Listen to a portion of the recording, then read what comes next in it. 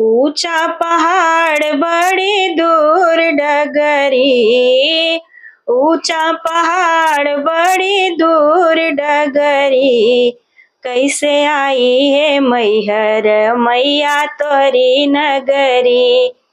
ओ कैसे आई है मैहर मैया तोरी नगरी। मनवा करेला मैया चुनरी चढ़ाई, मनवा करेला मैया चुनरी चढ़ाई। संगवा में नारियल ध्वजा लहरी, संगवा में नारियल ध्वजा लहरी, कैसे आई है मैहर मैया तोरी नगरी। ओ कैसे आई है मैहर मैया तोरी नगरी।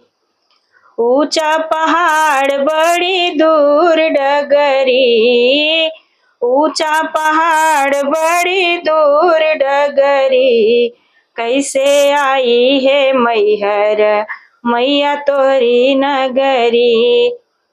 मनवा करेला मैया पूड़िया खियाई, मनवा करेला मैया हलुआ खियाई, मनवा करेला मैया हलुआ खियाई। संघवा बतासा चना के घुघरी, संघवा बतासा चना के घुघरी, कैसे आई है मैहर मैया तोरी नगरी। मनवा करेला मैया पूड़िया खियाई, पूड़िया खियाई और हलुआ खियाई।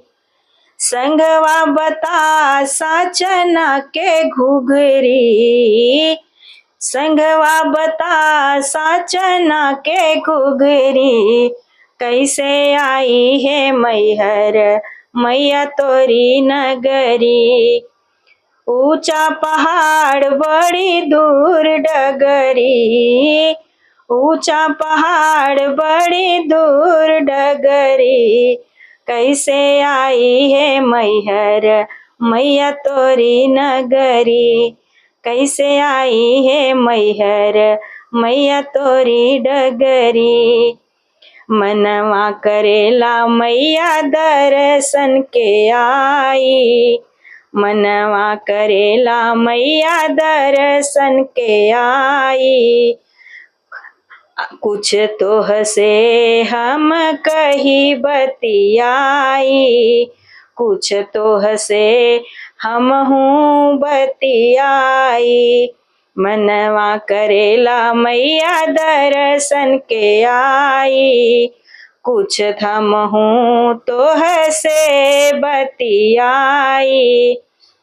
कही डारियापन विपत सगरी, कही डारियापन विपत्ति सगरी, कैसे आई है मैहर मैया तोरी नगरी। कैसे आई है मैहर मैया तोरी नगरी। मनवा करेला मैया दर्शन के आई, दर्शन के आई कुछ तो से बतियाई, दर्शन के आई कुछ तो से बतियाई।